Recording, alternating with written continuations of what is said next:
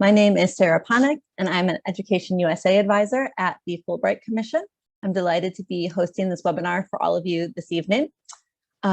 Just to let you know, this webinar will be recorded, and I will be sending out a link to the recording in the next week.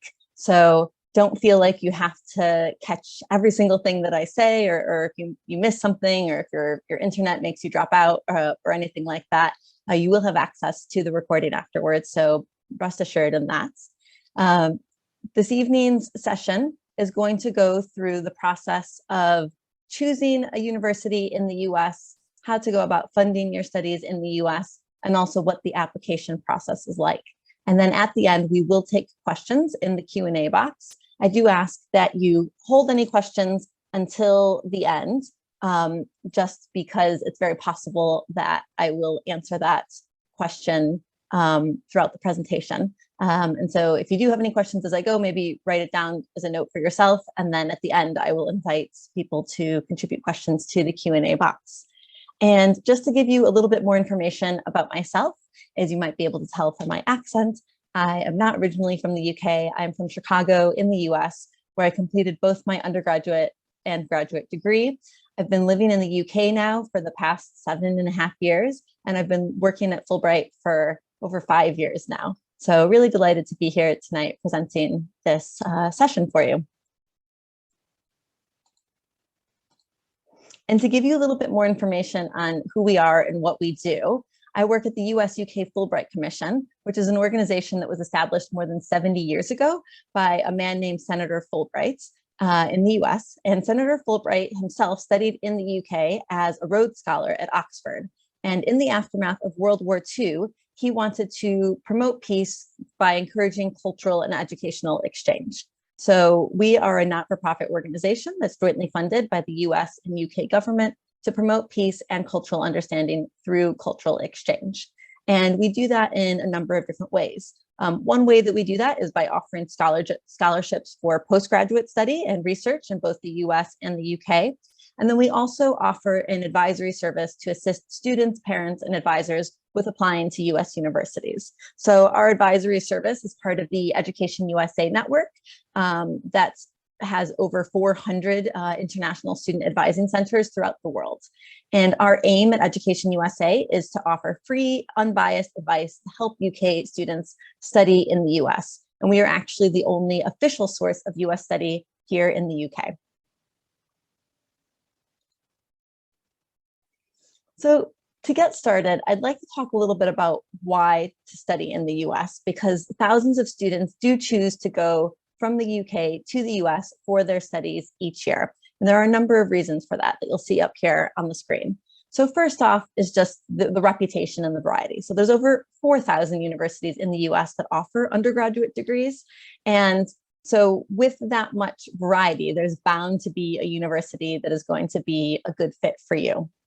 Also, when you're talking about that high number of universities, there's just a number of high quality institutions. When you're talking about the top 1% of US institutions, you're talking about 40 plus institutions. I'm guessing most of you in the audience this evening aren't able to name 40 US universities off the top of your head that are considered to be the top 1% of universities in the US. So just having that type of reputation and variety is a big reason.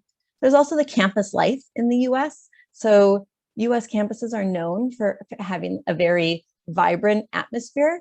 Students are really encouraged to be involved not just in the classroom, but also outside of the classroom as well. It's very much about educating a student as a whole person. So not just academically, but also outside of the classroom. And so that can be done in a variety of different ways. It might be something as simple as going and cheering on the American football team at the university. But they also have traditional clubs such as newspaper, student government, club sports. And then there's also all sorts of,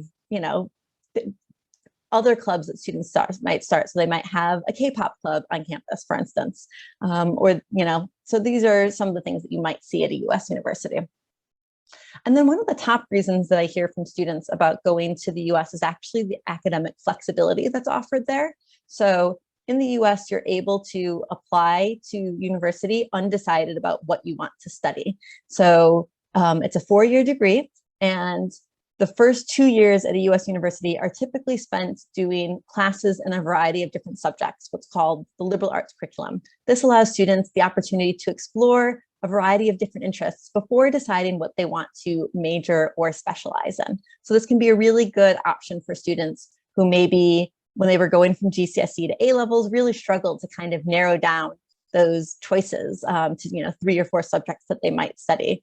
Or it's also a good option for students who do know what they want to study. If you do already have something that you're passionate about, that's fine too. Many universities are going to let you start taking classes in that, but still pursue your other interests. So for example, I worked with a student who was really passionate about computer science and knew that that's what he wanted to study at university, went to university, started taking classes in computer science, also had this passion for philosophy and was able to take philosophy classes alongside those computer science classes.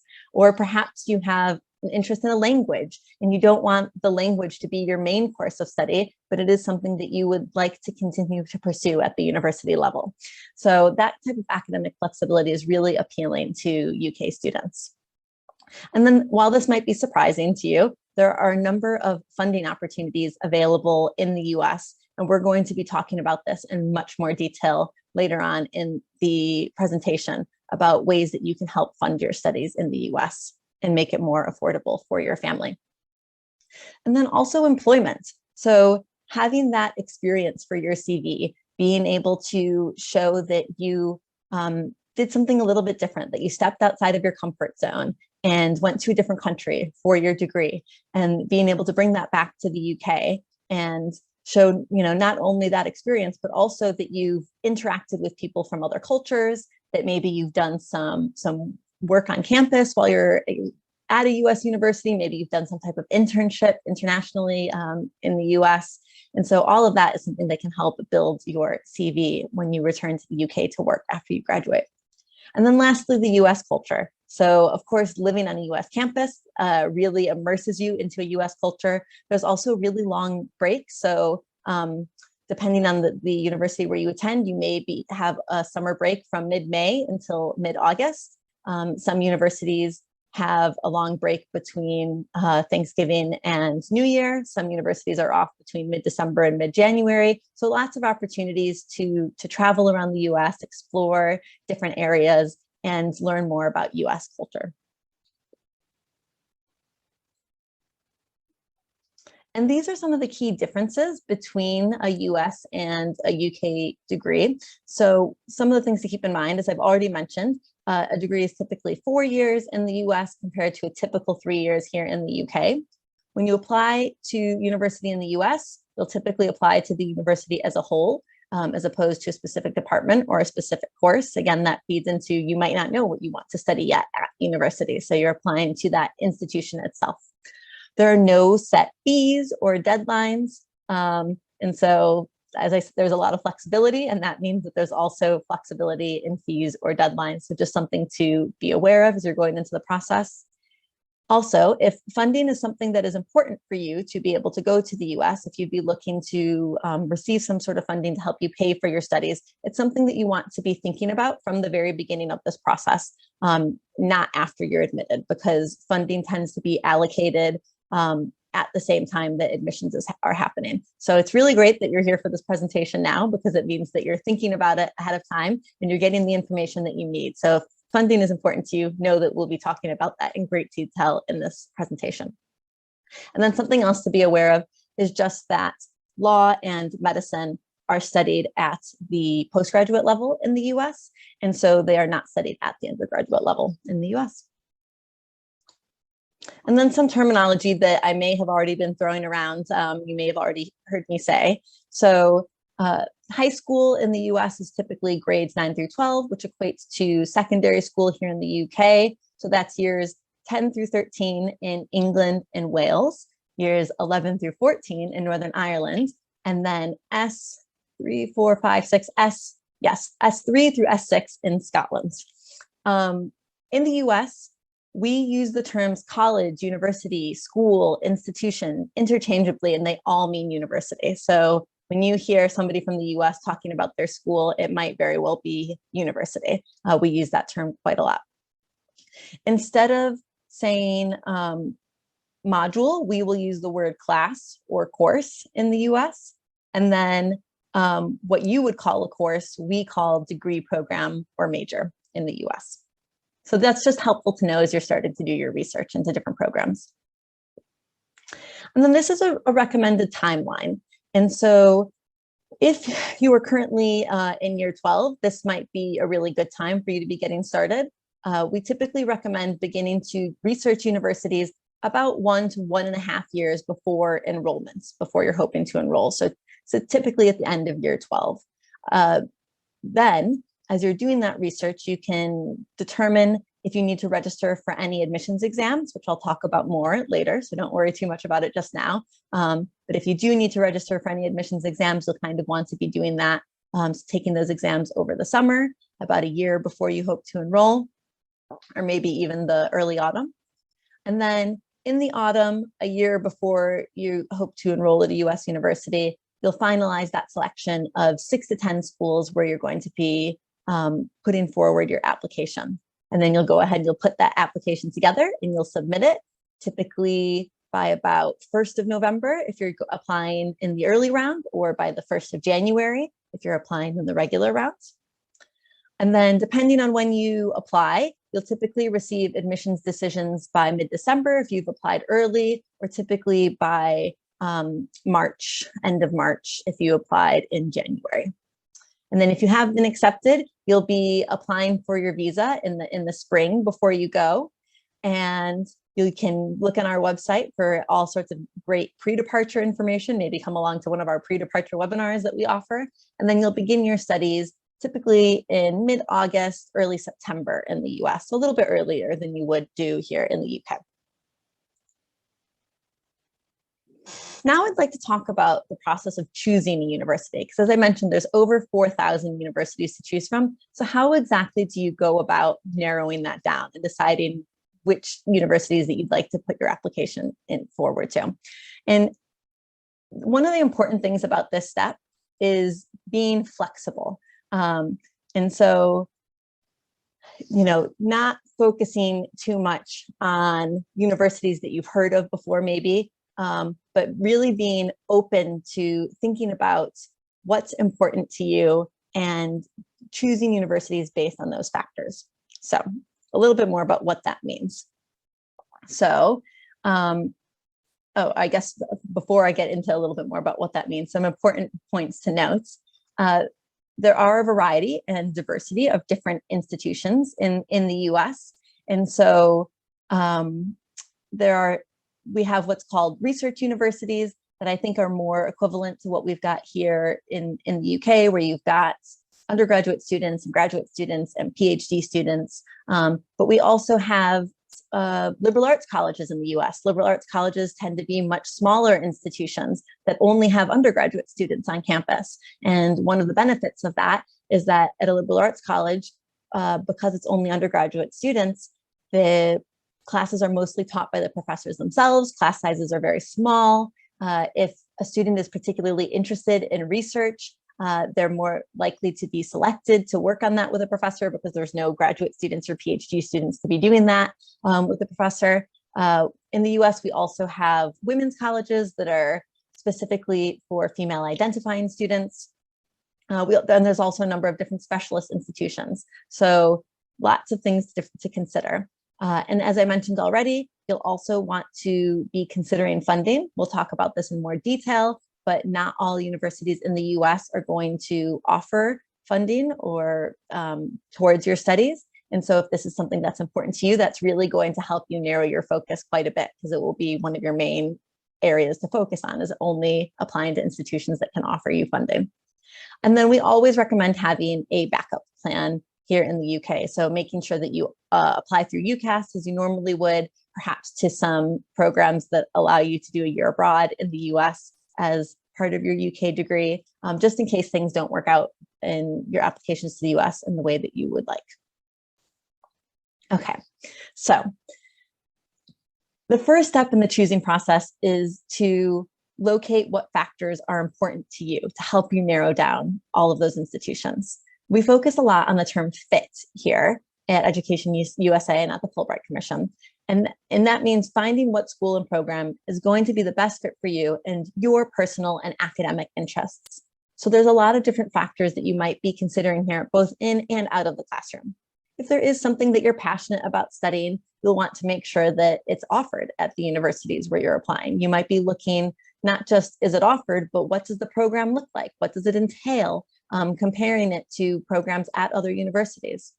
You might also be thinking about location. If you are somebody who really hates the cold and the snow and dark winters, you might be looking to avoid the northeast part of the US or the very northern parts of the US. And if you are somebody who really loves the sun and would love to be in the sun all the time, then you'll probably be looking at the southern part of the US. So things to think about like that. You might also just want to think about the campus size. Do you want a really big university with thousands of students? Would you rather be somewhere smaller? What type of atmosphere do you want? Some universities are really known for having close-knit, collaborative campuses. Other universities are known for being a little bit more competitive, and some students really thrive on that competitiveness. So all of these different things are things that you can start thinking about and use to help you narrow down that focus and prioritize what's important to you. And just a note here that we do encourage you to think beyond the rankings. The rankings in the US are not the same as in the UK. Some don't rate the quality of teaching or the graduate prospects, and some give weight to how much money a university has or even invite universities to peer rank themselves. Rankings might be useful tools, especially, like I said, in determining universities that maybe you've never heard of before. You probably can't name the top 40 universities in the US, but they shouldn't be the only method that you're using to choose a university. And within this choosing process, you'll want to make sure that you're only applying to universities that you've researched and that you could see yourself attending for up to 4 years if you're offered a place there. So once you've thought about all those different factors that are important to you and the different types of institutions available, the next step would be to use that information to begin researching universities. And unlike UCAS, you're not limited to 5 universities. So in theory, you could apply to as many as you'd like. But for time and financial reasons, we typically recommend applying to about 6 to 10 universities. So to jumpstart that process, we want you to maybe focus on narrowing that list of 4,000 plus institutions to maybe a list of 10 to 20 schools that you think could be a good fit for you.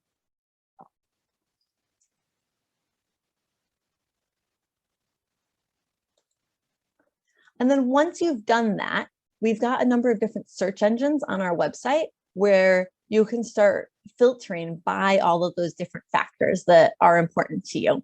So for instance, this one here is the Big Future College search. And you can see that you can search by location, major, type, campus life. So all those different factors that you were thinking through. And also something important to note if funding is important to you. Once you get a little bit further into this search engine, there's an affordability section, and you can select that whether the university offers any kind of need-based aid, which we'll talk about later on. And you can select the percentage of need met to narrow down the list of schools that are going to offer aid, need-based aid, and then you can tick the box that's titled for aid for international students. So without any filters, there's, I think, something like over 3,600 universities listed on this website. But in this example here, I've put in a variety of different filters that you can see at the top to narrow down our list of schools. So I've put here that you want to attend a 4-year institution and in Ohio, and that would meet 100% of financial need. And that brought that list of more than 3,600 universities down to 4 universities, which is a much more manageable list to start working with. And once you've kind of started narrowing down a little bit, you can then go into each university profile to find information like the application deadlines, as well as links to the university website. And you can also note details like on this page, like the size of the institution, the graduation rate, average financial aid package, that type of stuff. Then what you'll want to do once you've narrowed down those options is do further research on each university website and start reaching out to them directly. So with the goal of ultimately selecting 6 to 10 institutions where you'll actually submit an application. And with that, we suggest applying to maybe 2 reach schools where you'd be thrilled to attend, but it would probably, possibly be a challenge for you to get in. And noting here that if you're applying to ultra competitive universities such as Yale, Stanford, MIT, Caltech, these are reach schools for everyone, no matter what your academic profile is. In addition to 2 reach schools, you might be applying to 3 to 4 what we call match schools, where your profile is roughly on par with the average applicants at that university. And then about 2 likely admittance schools. So this is kind of similar to like a UCAS insurance choice, where your application is going to be very competitive. And to research these schools further, you're going to want to look on the university websites. Sometimes they might offer the profile of an average admitted applicant that can help you kind of compare yourself to average students. You can also find more information on programs, maybe some campus virtual tours, student life, student housing, financial aid. You can check out what types of resources they have for international students. You'll also likely want to look at the social media channels to help get a feel for the college and the university personality and what they're focused on. Sometimes universities can also, might have students that they can put you in touch with that can give you kind of firsthand experience of what it's like to be a student on campus. So in these next few slides, I'm just going to give you a feel for a few different institutions that maybe you've never heard of before, just so that you can get an idea of some of the different types of universities that are on offer. So if you are looking for competitive schools, but which are small, collaborative, and offer a lot of research opportunities, consider a liberal arts college, like this one, Middlebury College, which is located in Middlebury, Vermont, and it's known to be a liberal and artsy area of the US that's known for its beautiful waterfalls and hiking opportunities. Or perhaps you're a female student who loves palm trees and sunshine. You might consider Scripps College, which is a women's college in Claremont, California. Or maybe you want to experience some Southern hospitality, warm weather, and country music. You might look at Vanderbilt University, which is a private research university in Nashville, Tennessee. So these are just a few of the, as I said, thousands and thousands of universities that are very well known, in the US, but perhaps you've never heard of before. So just so that you can get kind of a feel and a flavor for some of the institutions that are on offer. And I always like to include this quick note on the Ivy League, just so that you're aware of this information going forward. So the Ivy League is historically a sports league between the 8 oldest universities in New England. So that is why it's called the Ivy League. Yes, all of the institutions are well known. They are all excellent universities, but they are the Ivy League because of that sports league, the historical sports league. So it's not equivalent to the Russell Group, and that there's no becoming the Ivy League. So universities that you may have heard of, such as MIT or Stanford, they're not part of the Ivy League, and they never will be part of the Ivy League because they were not part of that historical sports league when the Ivy League was first created hundreds of years ago. All of the universities in the Ivy League are private research universities. And so if you're only applying to universities in the Ivy that are at an Ivy League university, then you'll be limiting your opportunities to explore some of those other institutions that I've talked about, whether that be a liberal arts college, a women's college, or a specialist institution.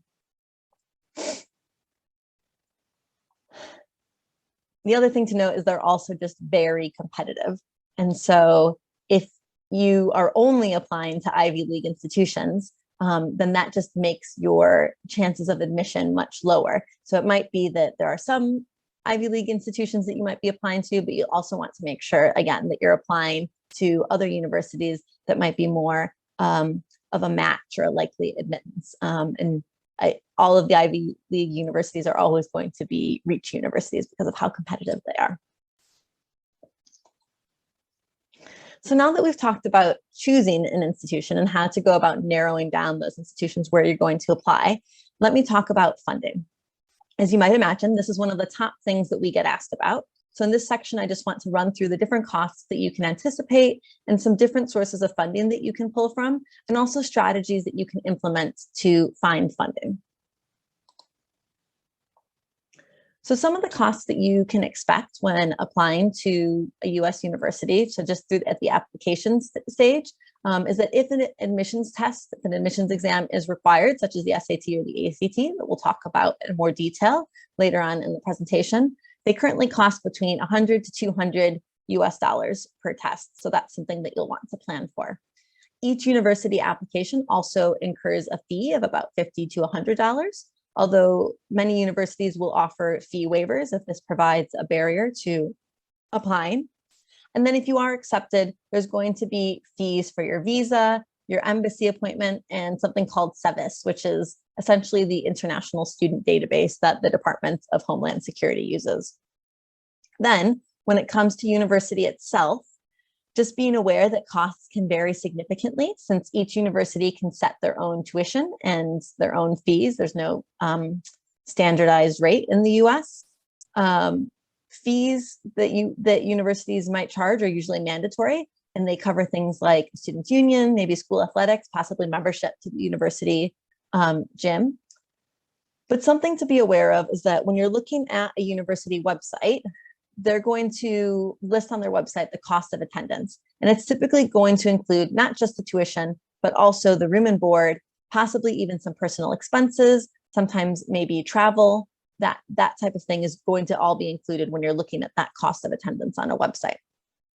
That being said, while it may include some of those things like room and board and tuition, it's not going to necessarily include all other costs of living. So there might be things to consider like eating out, maybe buying new clothes, entertainment, that type of thing, depending on where you are. If you feel like you need a car on campus, or if in later years you decide you want to rent and you live off campus, those are all different types of costs that you might be thinking of. And then also in terms of health insurance, some universities may include this in their costs on their website, and other universities may not. The good news is that there are a variety of funding opportunities available, and it is possible to have an affordable US university education, and many students are able to fully fund their studies without loans. The key is being willing to put in the time and effort to seek out and apply for funding. And just so that you can get an idea of where this funding comes from, we'll go into each of these sources a bit more, but typically there's 4 sources of funding for study in the US. So the first is just personal and family funds. Because of the cost of university in the US, a lot of students do have families that start saving for university from a young age if they are able. Not everybody's able, of course, but US universities do expect families to prioritize students' education and invest in that education. Then there's funding that comes from US universities itself. Typically, in the 2 main types are need-based aid and merit-based scholarships, which I'll talk about more on the next slide. Then, and something to keep in mind with this is that it's going to vary how much need universities can meet. So if financial aid is important to you, as I've said before, you'll want to make sure that you're looking for and applying only to universities that are offering financial aid for international students. Then there are external funding bodies, external organizations that offer funding and scholarships, and then as a last resort, loans. So the reason this is a last resort is because you cannot take your UK student loan with you to the US. And in order to get a US-based loan, you would have to have a US citizen or a permanent resident that can co-sign that loan for you. You are able to take UK third-party loans out, but we'd really caution you to be careful with these because they tend to have really high interest rates and really strict payback terms that might even require you to start paying back for your loan before you've finished your studies and before you started earning. If you are attending and you do have some type of US citizenship or dual US citizenship, you are able to take out a loan and apply to federal loans through something called FAFSA. And it might be that in order to pay for your studies in the US, you might have to pull from some or all of these different sources to fund your education. So it's a matter of kind of figuring out what is going to happen with that. So going into more detail about university funding and what that entails, this type of funding is ideal because it doesn't have to be paid back. And as I said, there's two main types of university funding. So there's university funding that's likely to be awarded on the basis of financial need, so based on a family's annual income, or there are merit-based scholarships that are based on things such as academic merits, maybe based on your A-level marks or your admissions exam scores, or maybe a sports scholarship. So as you investigate funding, you'll want to watch for information about whether the university makes scholarships available to international students, because not all do. And just to talk a little bit more about that need-based aid and how it works. So if you are somebody who might be applying for need-based aid, what a university will do is they will look at your family's income, determine how much your family can afford to pay, and then they will try to meet that gap. And so let's say a university costs $50,000 US a year. They look at your family's income and determine that you can pay $10,000 a year. You've got a gap of $40,000 per year. So you're likely going to be wanting to look at universities that meet 100% of demonstrated need. So universities that would say, if you can only pay $10,000, we're going to pay $40,000. There are universities that might say you can pay $10,000 and we can give you $20,000, but then you're still left with an additional $20,000 each year that you're unable to pay.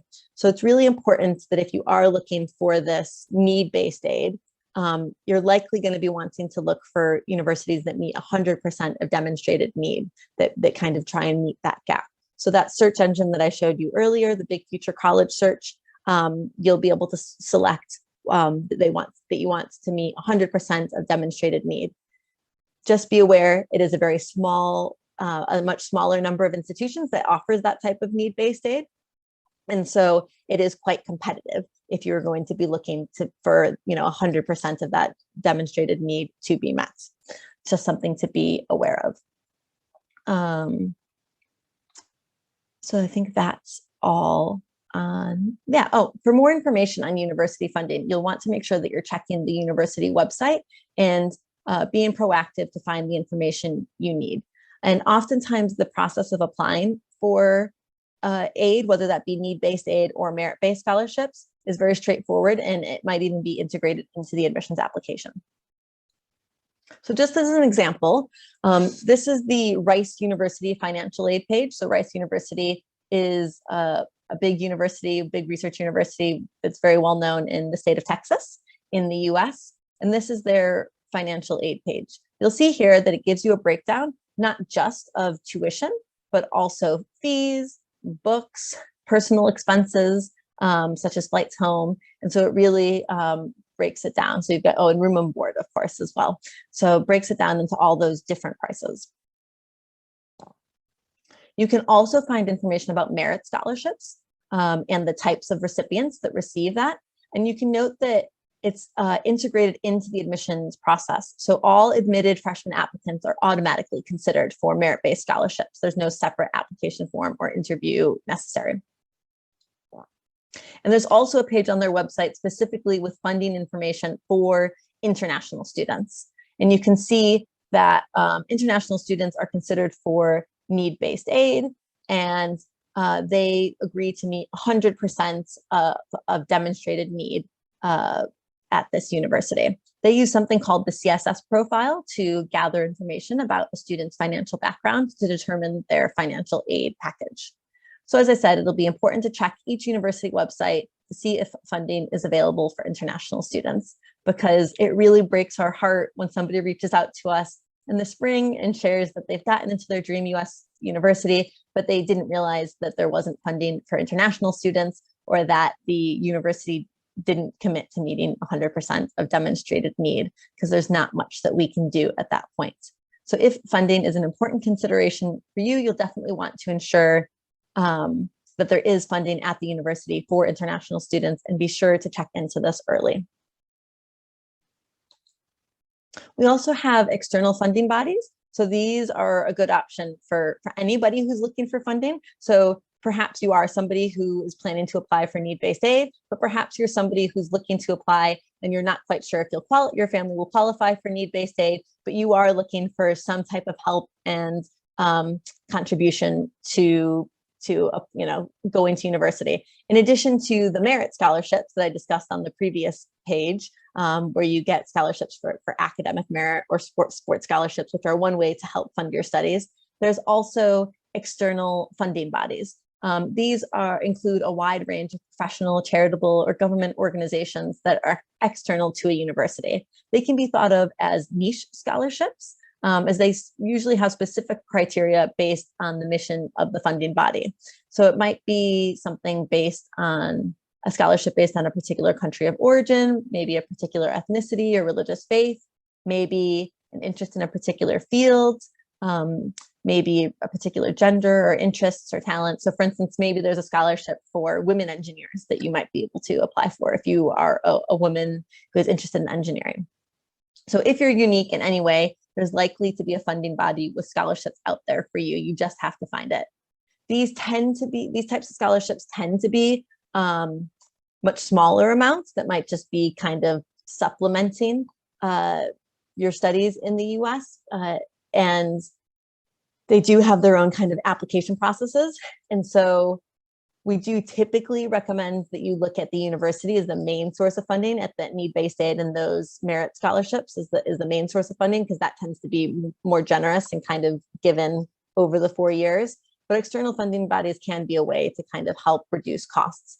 And there are some external funding bodies that do cover the whole 4 years of attendance at an institution. So for example, there's one scholarship that's called the Moorhead-Cain Scholarship. And this scholarship looks for students with the characteristics of leadership, character, scholarship, and physical vigor. And they provide a 4-year, fully funded educational experience for students of the highest caliber at the University of North Carolina at Chapel Hill. And in addition to the 4 years of fully funded education, they also fund student summers. And so they fund for students to do research over the summer, do internships over the summer. And so that's the Moorhead-Cain Scholarship. And that's one example of a scholarship, an external funding body scholarship that does offer large amounts of money to attend a US university. As I said, there's thousands of funding bodies. So searching does require time and dedication to sift through the scholarship listings and submit separate applications to each body. So we do encourage students to, in the first instance, apply for university funding opportunities and then for external funding. And we do have a link on our website to different scholarship search engines that you can use to search for funding. So in order to pay for university in the US, you may wish to consider a funding strategy.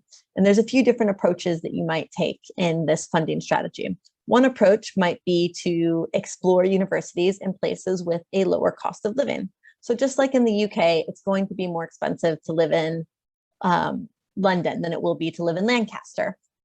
In the US, it's going to be more expensive to live in New York and California than it will be to live in Ohio or Georgia. Urban areas tend to be more expensive than rural areas. American universities are going to list on their website the full estimated cost of attendance, and that's going to include the cost of living. And so you can kind of scope out places that have lower costs of living. You may also just look at programs with lower tuition. And as, for instance, in the US, we have what's called state universities. These are universities that are funded by the state. And so they tend to have much lower costs of tuition than a private university would. And then, as we discussed, you may also look at different funding opportunities from a university. I also want to mention community college here. You may not be familiar with community college because it doesn't exist in the same way in the UK. This is an increasingly popular choice in the US as an alternative pathway that can help save a lot of money. A community college generally awards an associate's degree, which is a degree that often has a professional vocational focus and is earned typically within about 2 years. And they also, typically, community colleges have programs that allow what's called a 2+2 transfer pathway. And what that means is that you start your studies at a community college, you complete your 2 years associate's degree, and then you transfer to a 4-year university where you complete your final 2 years and receive a bachelor's degree from that university. And a lot of community colleges have these transfer agreements. So as you can see here on screen, Los Angeles Valley College is a 2-year community college that has a partnership with universities like UCLA, University of Southern California, and Cal Poly. In my own personal experience, my husband actually attended community college before attending the 4-year institution where we met. And he was able to live at home and work alongside his studies to pay for community college as he took those classes. So he only had to take out loans for his final 2 years of university. And so that helped keep his costs significantly lower than if he had gone for 4 years to a 4-year institution. So just an example there. Community colleges tend to be much less expensive than 4-year universities. And so you can save thousands by paying the significantly lower tuition of a community college.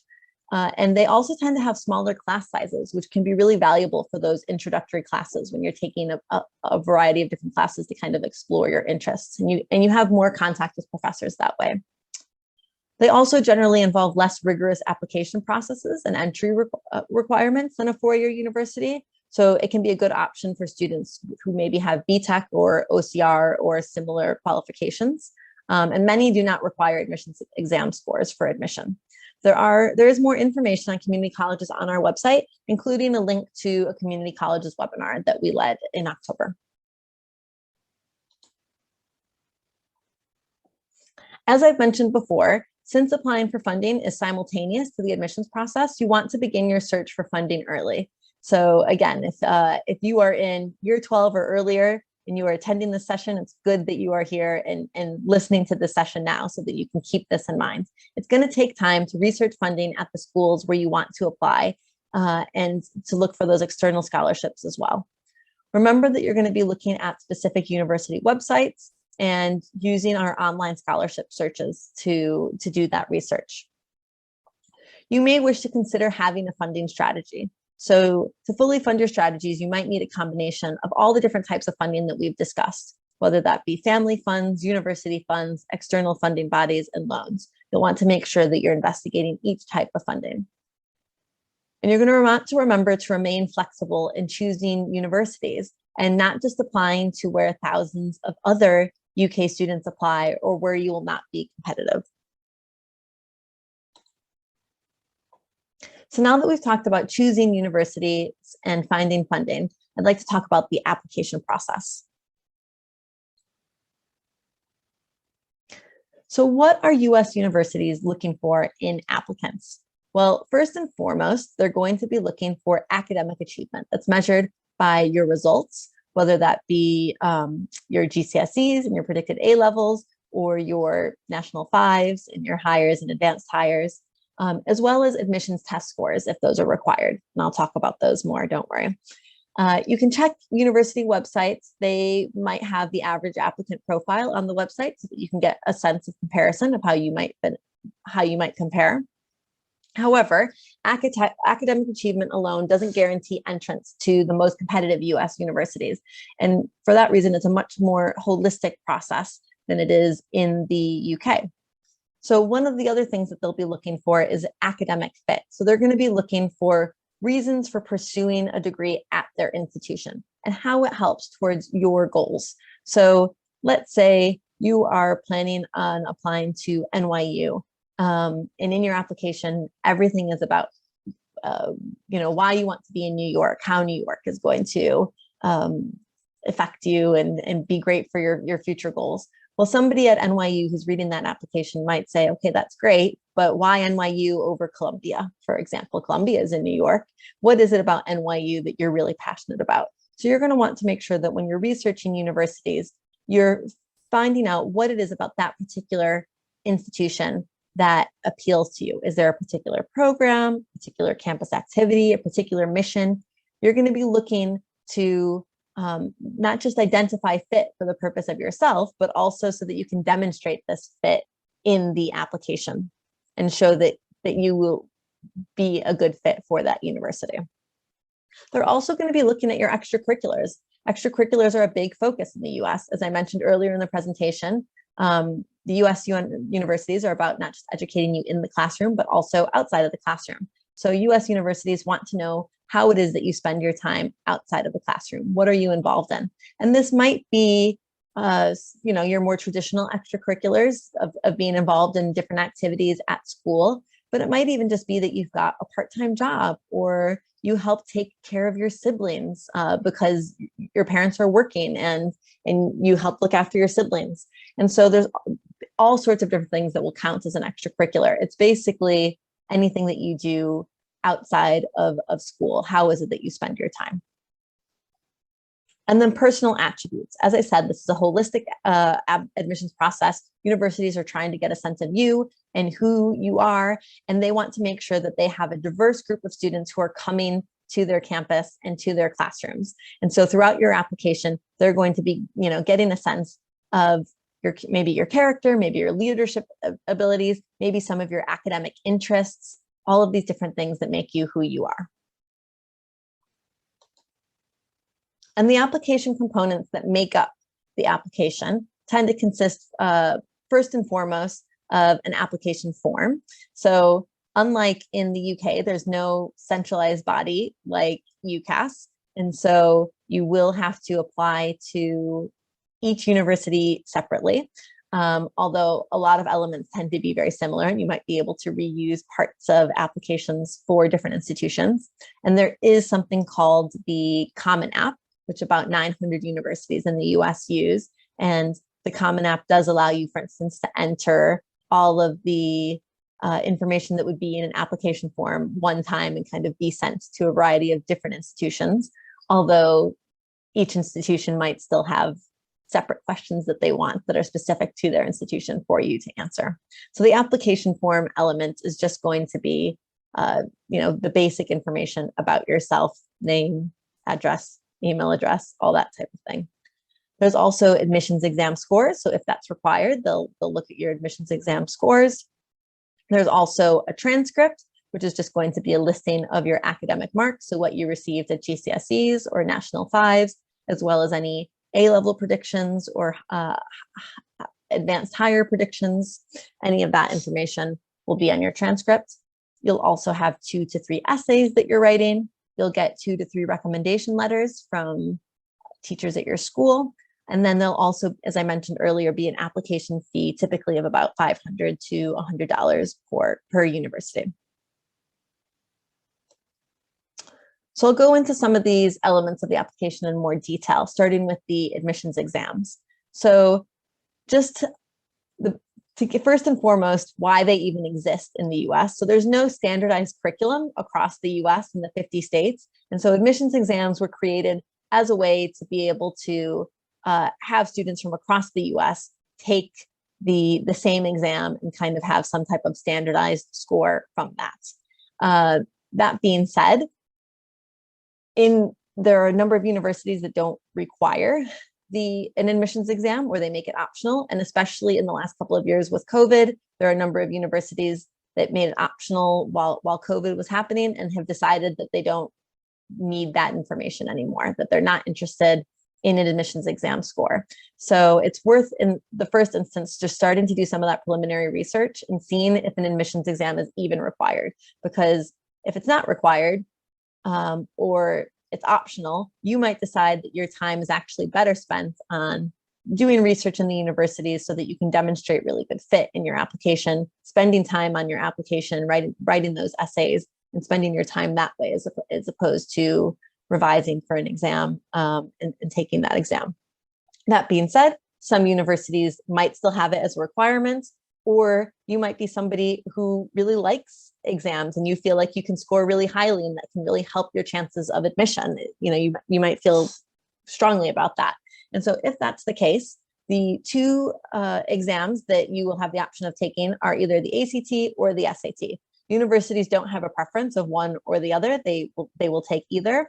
And so what we typically recommend is that if you are trying to decide which one to take, you go online, you get a free practice test online, you sit that practice test under timed conditions, and then you see which one you do better on. I will tell you from my own personal experience, I did much better on one of the exams than the other, just because of the way the test was structured at the time that I took it. I just happened to do better on one of the tests than the other. So that was the one that was better for me to kind of submit to universities when I was applying to university. Some other things to be aware of: the ACT is currently a computer-based test. And so it's offered in more testing centers, and it's offered more frequently around the UK. It is also a little bit more expensive. The SAT is currently a paper-based test. It's not offered as frequently. It's not offered in as many places in the UK. It is a little bit cheaper, but depending on how far you might have to travel to get to the SAT, it might be that what you don't spend on the test, you end up paying in transportation costs to get there. So just some different things to consider. If you do tend to do better in one than the other, you'll just want to take a look at when those different exams are being offered and making sure that if it is something that you're going to be doing, that you're signing up for that test date and registering in advance so that it doesn't, the date that you want and the location that you want don't fill up.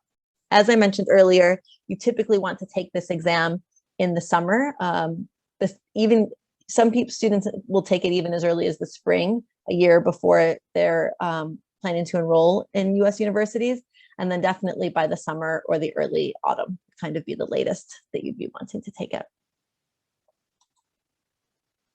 And then I've talked a little bit about your transcripts already. This is a document that your school will provide to US universities. And we do have resources on our website for your school. If your school has never helped support a student with applying to the US before, we even include templates that your school can use, and they can just use our templates to create it.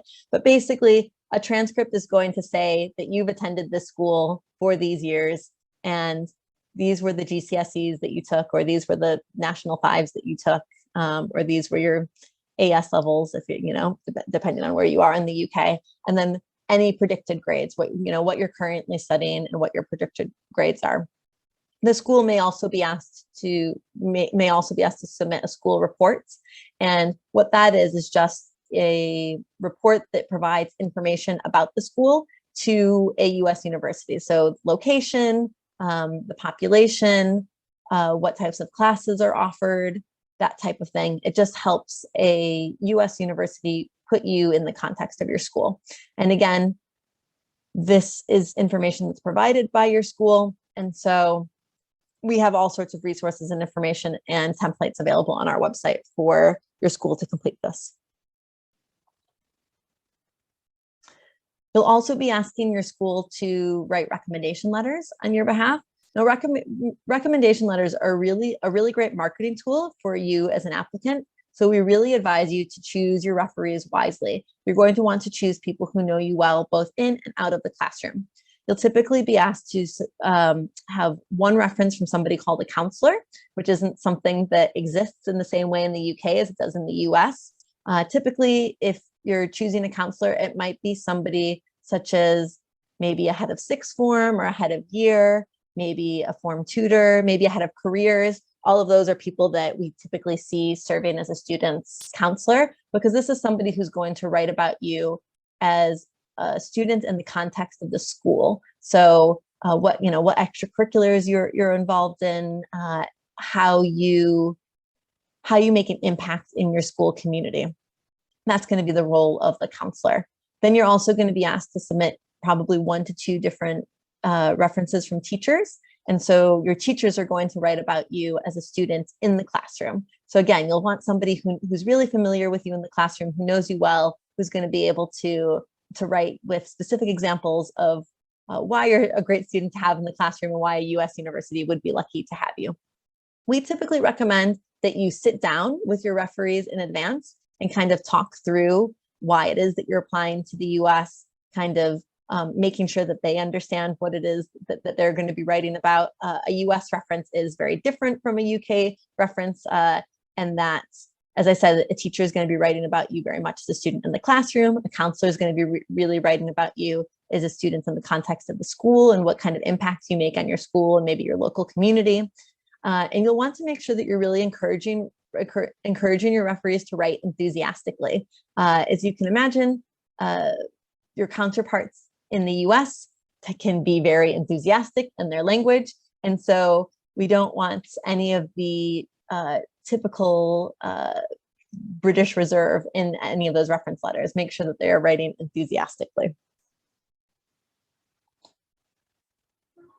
And then the part that you will be focusing on is the essays. And this can be one of the most important parts of the application process for undergraduate study in the US, especially if you are applying to really competitive universities where perhaps all of the applicants have really high grades and really high admissions exam scores. The people who are reading your application at these US universities are going to be looking for ways to set you apart from other students that also have high grades and high admissions exam scores. And your essay is a really important way to do that.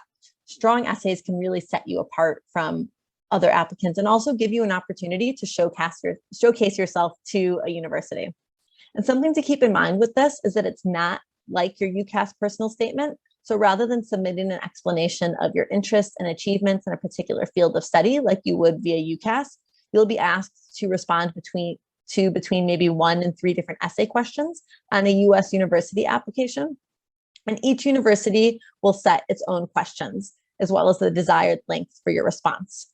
Earlier, I mentioned the Common App system. If you are applying to universities through the Common App system, they typically have one essay question that goes to all of the universities that you're applying to within that system. And then there may also be supplemental questions from each university where you apply, which are unique to the institution. So just an example of some of the prompts that you might see for your Common App essay, for instance, and how it's going to differ from a UK essay. Reflect on a time when you questioned or challenged a belief or idea. What prompted your thinking? What was the outcome? Another example, describe a topic, idea, or concept you find so engaging that it makes you lose all track of time. Why does it captivate you? What or who do you turn to when you want to learn more?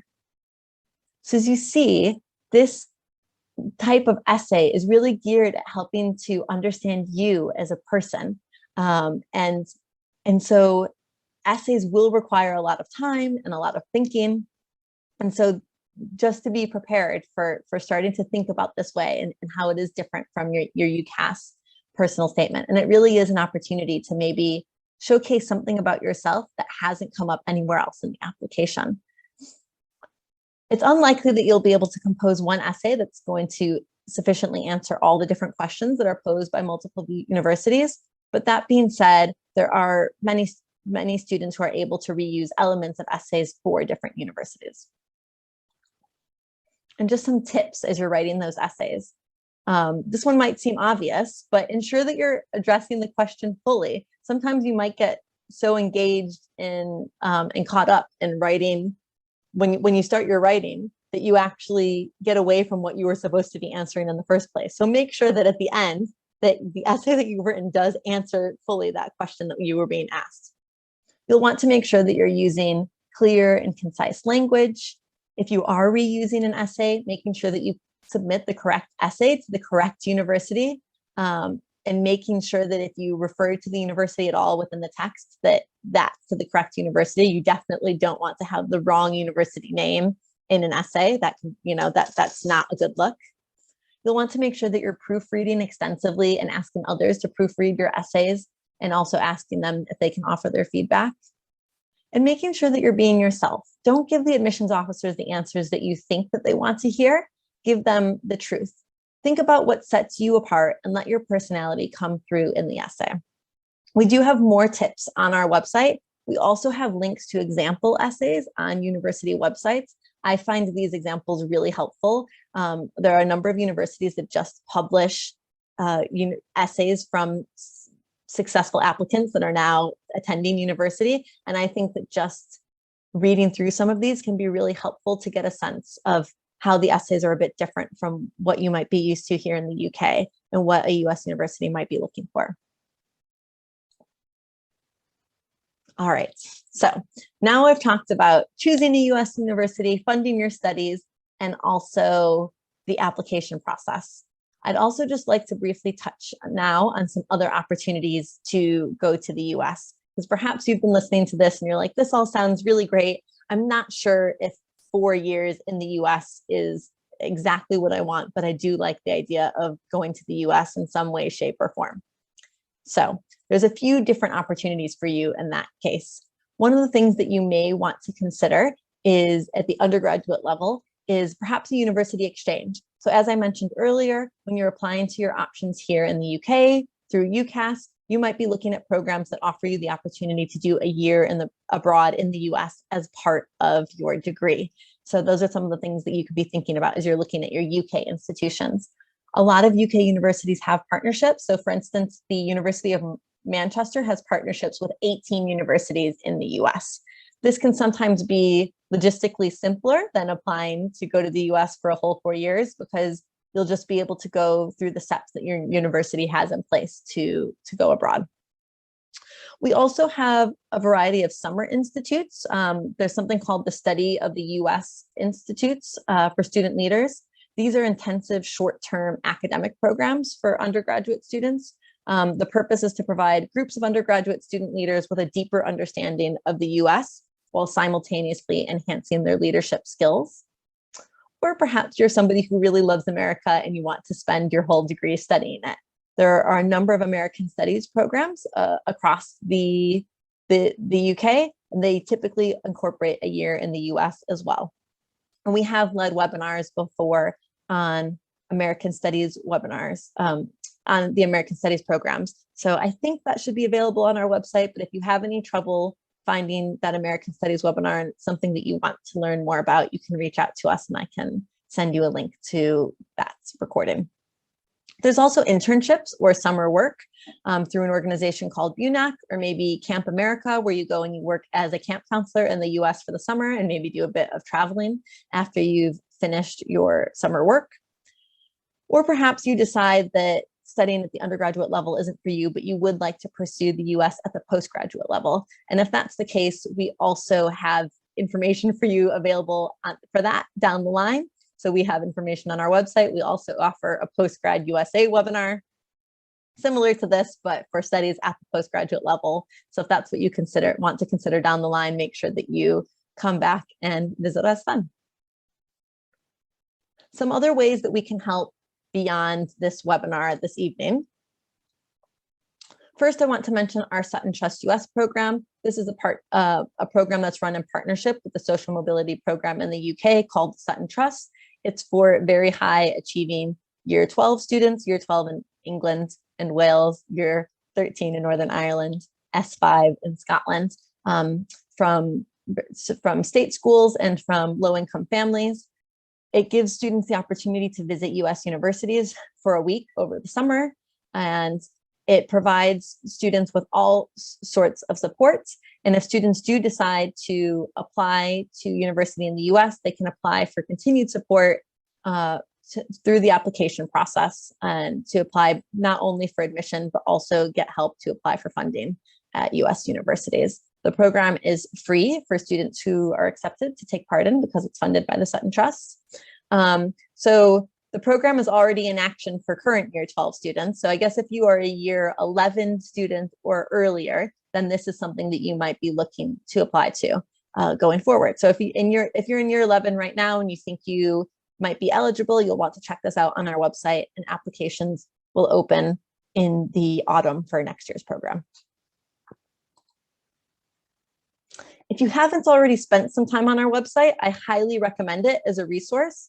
We have a whole guide under this Going to the USA section. We have an undergraduate guide that takes you through the whole process of choosing, funding, and applying for a degree. So everything that I've talked about, but in written form. So sometimes it's really useful to see it in written form, and plus lots more information. So for instance, I was talking about the different types of institutions like liberal arts colleges and women's colleges and community colleges. We've got more information on that on our website, so you can go and check it out.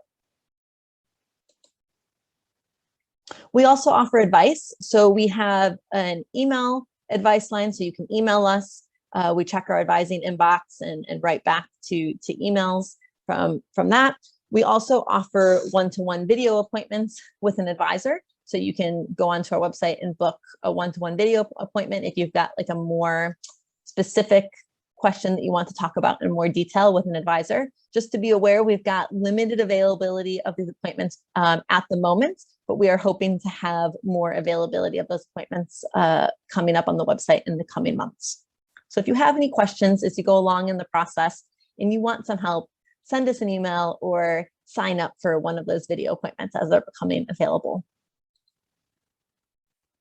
We also run events such as this one about studying in the US online and in person when we can. We have just recently started having in-person events again. We were at a What University Live fair in Birmingham recently. So some of you may have met me there. Hello again. Thank you for coming this evening if you're one of those people that met me there. So we attend fairs such as that throughout the year. And we also offer other webinars. So at the moment, we've got our Study in the US webinar, but there may be other webinars that become available that are more specific to more detail about finding financial aid, or we might have a sports scholarship webinar or webinars about getting a visa. And so you can sign up for those webinars on our website. And then we also have our USA College Day Fair that we hold at the end of September every year. The last couple of years, the event has been virtual, but we're very much hoping to hold it in person this year. It is held in London and it is free for students to attend. So we hope to have over 120 universities and exhibitors.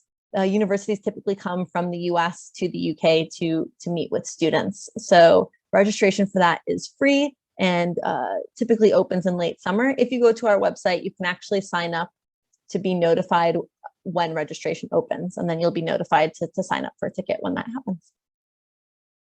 And with all of that, that brings me to the end of the presentation part. So thank you for bearing with. I know it's a lot of information at once, and it's a lot of listening to me talk. So I appreciate your patience with all of that. But as I'm sure you're clear, you can have clearly seen there's a lot of information to kind of get through to all of you.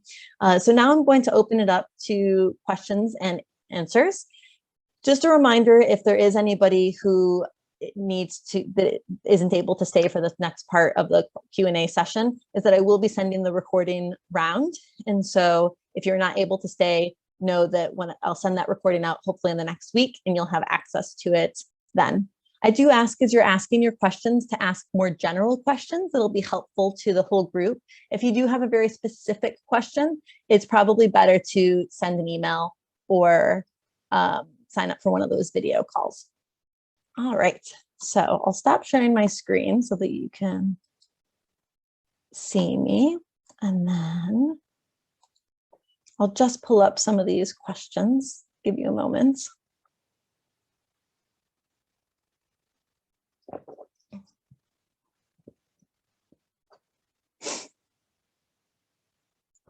So I'm having some, okay, so one question was, can the recording be sent to us? Yes, so I've answered that. That will be sent out in the next week. Some questions about admissions exams. So somebody's asking, how can you know whether it's needed and which application cycle it belongs to? So that's a good question. And so there's a website that's called, I think it's called fairtest.org, I believe.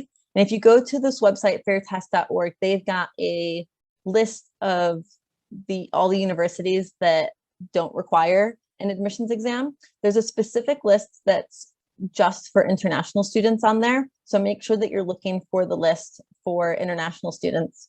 And that can give you information on whether the ACT or the SAT is required at, in which universities. And as you'll see on the website, they always recommend double checking on the university website itself, because that's going to have the most accurate application information. And so so I guess the question is, so if you're applying for admission in the starting in autumn 2023, then basically, if you take the SAT anytime now until, before you start, then I'm not sure I quite understand this question, if I'm honest. I think that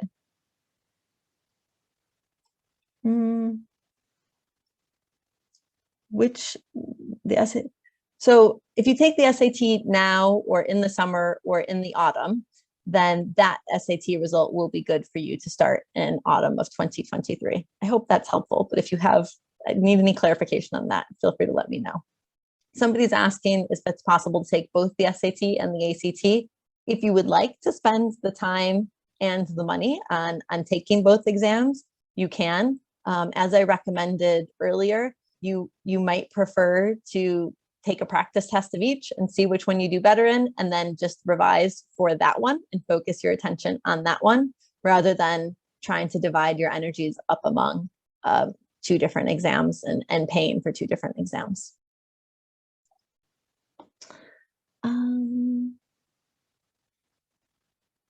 Somebody's asking if it's possible to see how UCAS points equate to SATs. I'm not sure if an equivalent exists for that, unfortunately.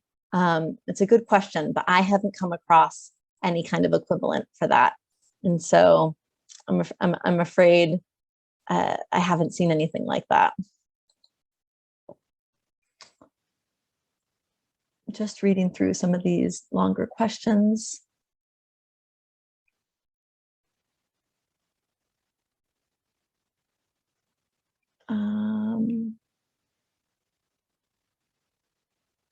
How does the level of difficulty for classes at US universities compare to UK universities?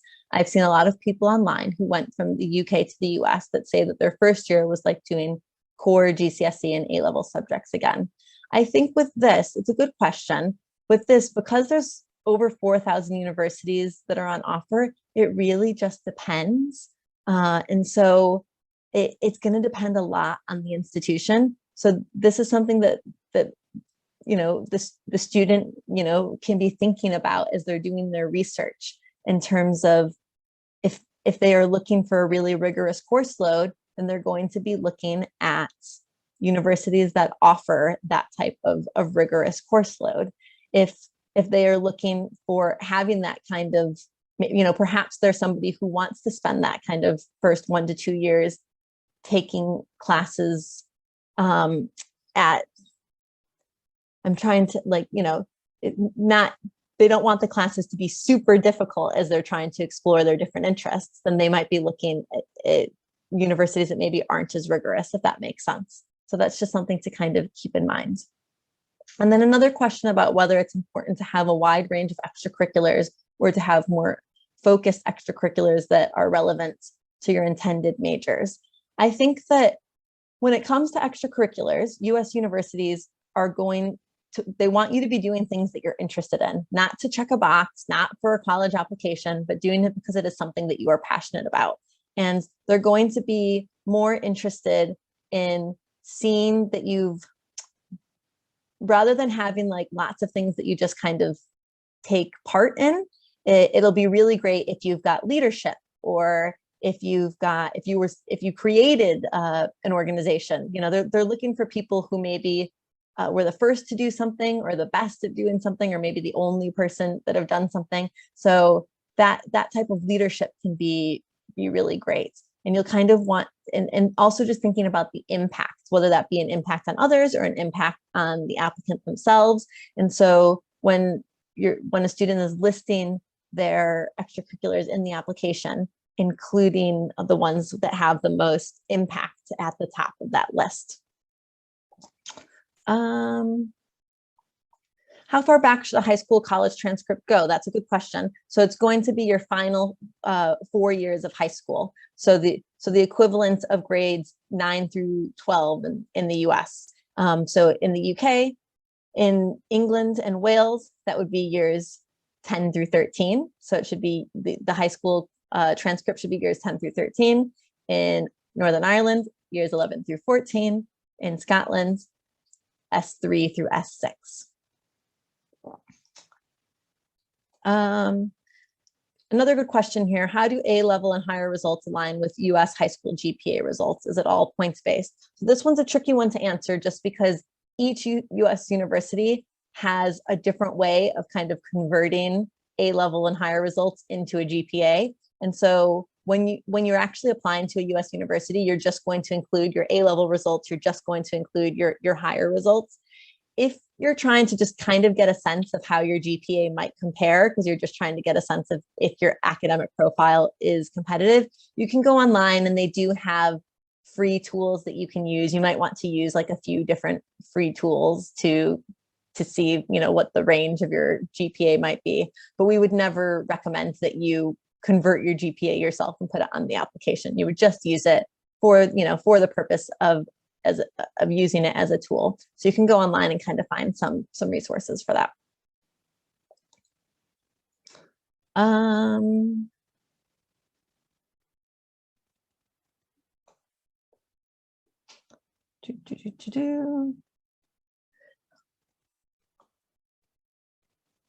When should we apply for funding? And so the application for funding typically happens alongside the application process. And so you'll want to make sure that if funding is important to you, that you're applying for funding alongside the time that you're applying, especially if you're applying for funding from a university, such as need-based aid or merit scholarships. Oftentimes that is happening at the same time that you're applying, especially for merit scholarships. I know at the university that I attended, for instance, you were considered for merit scholarships automatically if you applied early. So if you applied by that 1st of November deadline. And so if you're looking for merit scholarships, that's also something that you're going to be wanting to keep in mind, that you're looking on university websites and making sure that you know what the deadlines are for that different financial aid.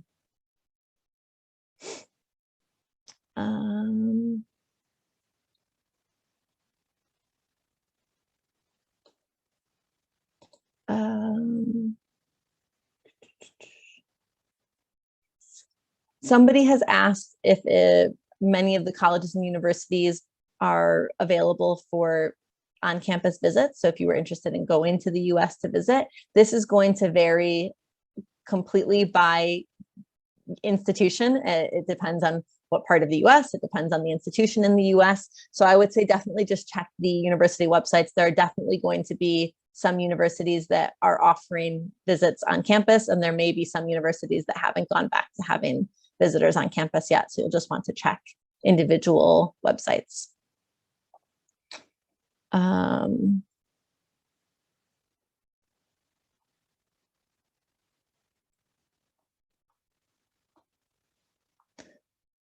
Somebody has asked if you need high GCSEs and A levels to get in. So this is something where it depends. There are some institutions that have very rigorous admissions requirements that are going to be wanting to see very high GCSEs and A levels. There are other institutions that have less rigorous admissions requirements, just as the same as it would be here in the UK. Something to keep in mind is that if you are applying for any kind of financial aid, that is going to be a competitive process. And so you are going to expect to need to have higher GCSEs and A levels. If you're looking for funding in the process, it does just tend to be more competitive. So if you are a student who maybe doesn't have, the types of high GCSE and A level scores that would be needed to receive funding, and you're somebody who would need funding to go, that's where you might be starting to think about maybe an option to do a year abroad in the US as part of a UK degree, or maybe doing some work in the summer at Camp America, like I mentioned, or maybe even pursuing US study at the postgraduate level down the line. A couple of questions from people who are US citizens, but are studying, that are here in the UK studying for A levels, and how that application process works for them. So just to be aware if you're somebody in that situation. So if you are taking A levels or, a UK curriculum here in the UK, then for the purpose of your application being understood, you will be an international student in terms of your application will be read by somebody in the US who is familiar with UK qualifications and is reading all of the applications from students here in the UK. But in terms of funding, you will be considered for funding as a domestic student. And so, as I said, not all universities offer financial aid for international students. There are some universities that offer financial aid to domestic students and not to international students. And so if you're a US citizen, then you get to be considered for that domestic student financial aid. You also get to apply for financial aid through FAFSA, where you're eligible for aid through the federal government as well. So that's how that works.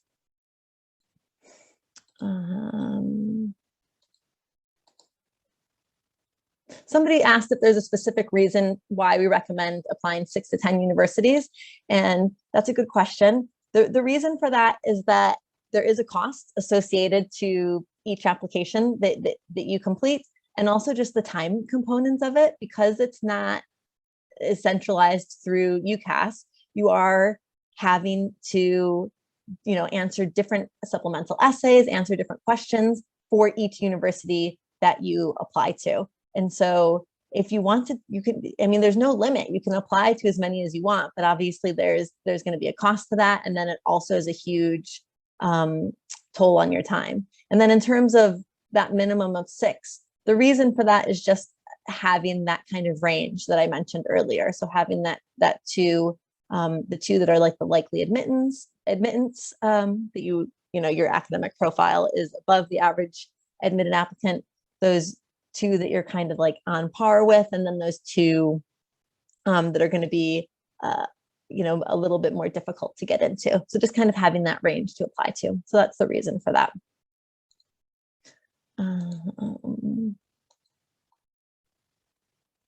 Somebody's asked if you have to have taken a subject at A level to study it at college, or if a GCSE qualification is enough. So that's a good question. One of the benefits of the US is the flexibility in the system. And so you can take classes in something that you've never studied before. So for instance, I was able to take classes on web design and website design when I was at university. I had never taken any kind of computer classes really before. And so I was able to start, taking classes in that. I started studying French at the beginning level, even though I'd never studied any French before. I took an art class. I'd never studied art before. And so that's one of the benefits of the US is that you get to start exploring classes in all these different subjects that maybe weren't even offered at your high school, and be able to see if that's something that you might be interested in.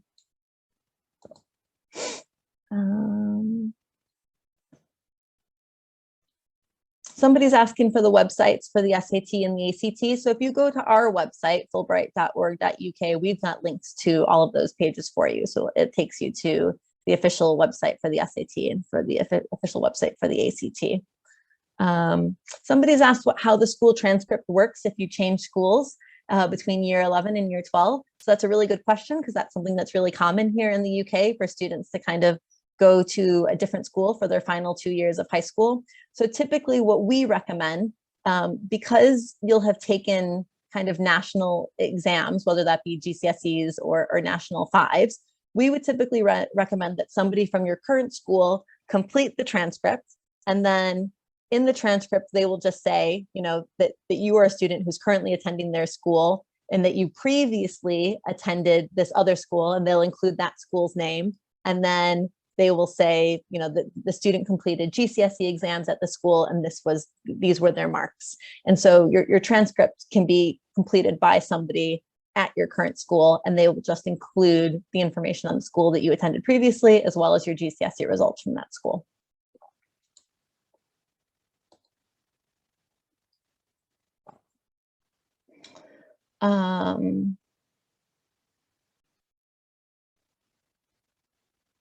Somebody has said, how does the IB diploma compare in the same case as the question about A levels? But I'm not sure what that is in reference to. The IB diploma is a widely recognized diploma in the US. I can give you that information. There are many students in the US that study the IB diploma, and so it will be recognized by US universities. If applying early and your A levels haven't been taken, is entry based upon GCSEs only. or contingent?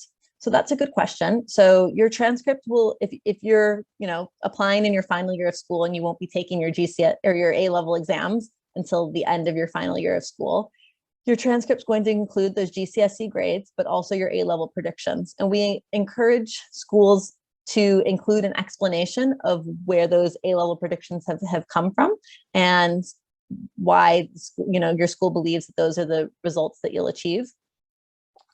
You won't get your results until August in those exams, which is, not long after you might be starting in the US. So the way that it works in the US is that they're going to expect you to be performing roughly at what your predictions are. If you don't get your predicted grades exactly, it's usually not an issue as long as it's somewhat close. So let's say that you were predicted 3 A stars and you got 3 A's. A US university is probably going to be okay with that. Or, if you were predicted 3 A's and you got A, B, B, likely to be okay, but let's say that you were predicted 3 A's and you've got all C's. A university might see that as a cause for concern. They might reach out to you and kind of find out exactly what's happened there. In a really extreme case, they can rescind their offer of admission. It tends to be more extreme, provided that you're performing at roughly the level that you were expected to perform at, you should be okay.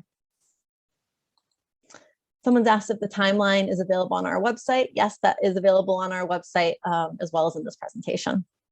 Got time for a couple of more questions. So I'll just choose a couple more that I can fit in. And then if there's anything that's really pressing that you can't get, that I haven't gotten to, you're welcome to email us. Does a student visa automatically cover part-time work?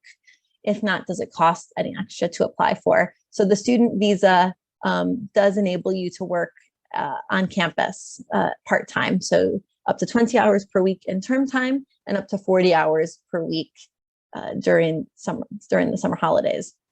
And if you have any specific questions about working in your student visa, you'd be able to get in touch with the university once you've been accepted, and they can kind of give you information about that.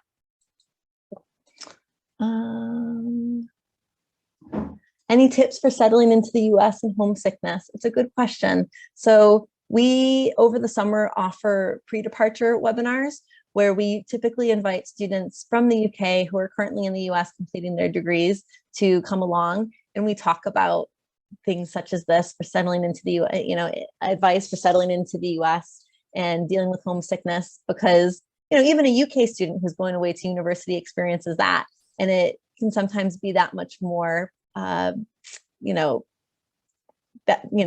feel it that much more as somebody who might be going across the ocean.